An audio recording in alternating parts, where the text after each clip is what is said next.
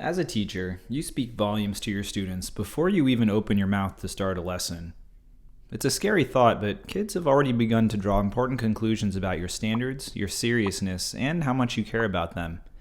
We call this teacher presence.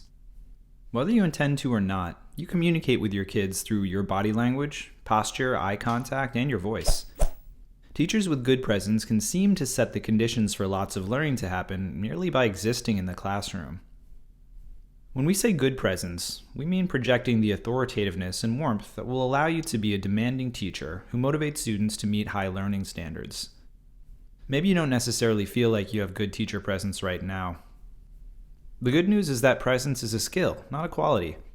And no matter where you are today, presence can improve. But it takes practice and an uncommon openness to feedback. After all, taking feedback on apparent minutiae like your facial expression or posture can feel like taking feedback on who you are as a person. We think good authoritative presence looks like this. You're squared up with straight but relaxed posture. You make steady eye contact, and your expression is neutral or positive.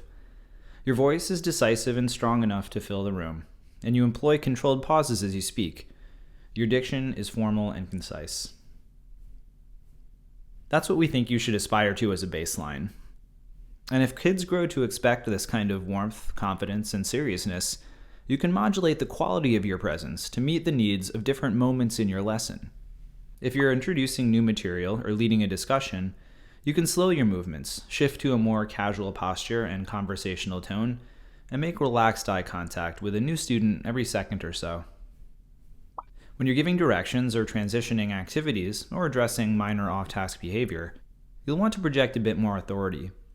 That means formal posture from a position where you can see all students, greater enunciation, and less variation in your tone. If a situation requires more urgency, like responding to repeated disruptions or protecting the emotional safety of your students, your expression and tone should reflect that. This is when your face is neutral with some clouds, your volume gets lower, and you sustain eye contact with individual students for 2 or 3 seconds at a time. And other situations require more effusive body language, an expression that lights up, exaggerated variation in tone. When you're celebrating students or introducing material that you hope students connect with emotionally, you can drive investment and engagement with an appropriate shift in presence. This advice may sound simple, but modulating one's presence is actually a subtle skill that takes tons of practice and self-awareness. A bathroom mirror is the easiest tool for getting started, and we certainly hope you have an instructional coach who can give you feedback and model presence for you. Remember, as a teacher, you're responsible not just for what you intend to communicate, but also for what message your students receive. Developing good presence, and knowing how and when to modulate it, will be a powerful tool to drive learning in your classroom.